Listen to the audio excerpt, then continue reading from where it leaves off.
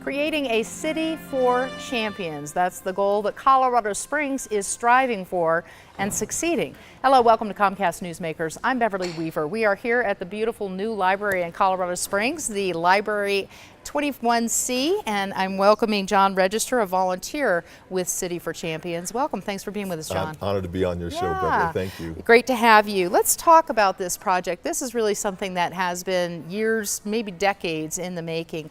Talk about the projects that you're really endeavoring to create in this City for Champions, John. You know, there are four actually main projects, Beverly. We have the UCCS Sports and Medicine Center that's going to be on their campus, and then there's a Gateway Visitor Center that will be up at the Air Force Academy, then the Downtown Olympic Museum project, and then a Sports and Event Center that will be kind of the anchor of everything in the downtown area. Those are really the four projects that are being forecasted. And these are really getting off the ground. I know you've had, a lot of progress on a couple of them. Tell me what the update is, John, and where we are in the other two.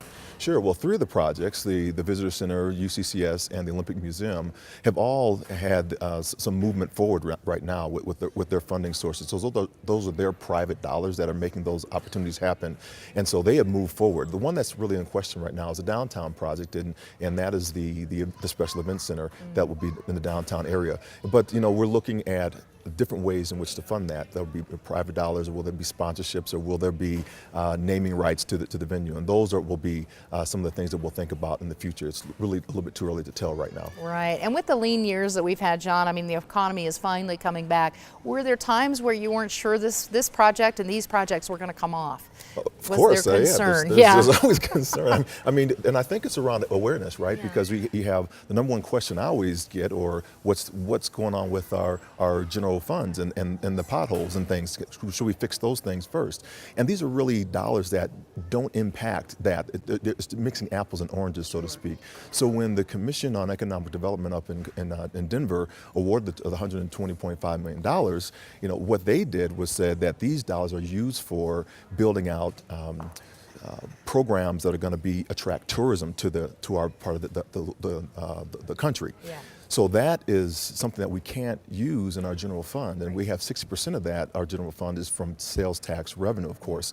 So we have to find a way to increase those sales tax revenues. City for Champions is one project that can really help do that. Right. Talk about briefly the history. This really goes back to when Colorado Springs was founded. Yeah. The thing about this man, William Palmer, who comes out from General Palmer, comes out from the East Coast and strikes it rich out here. But his vision really was to have this as a little London, and it's a tourist attraction, a health and wellness destination, and that's really what we have become, with 5 military installations and people that are attracted to this area to watch Pikes Peak and go to the Air Force Academy. Those are the things we really want to build upon, and I think with his legacy, he's done a great work. But now, what's the legacy going to be for us 100 years from now? Moving forward, exactly right. Yeah, and in terms of getting there, do you see a timeline? Is there a date when you're just going to say we are City for Champions?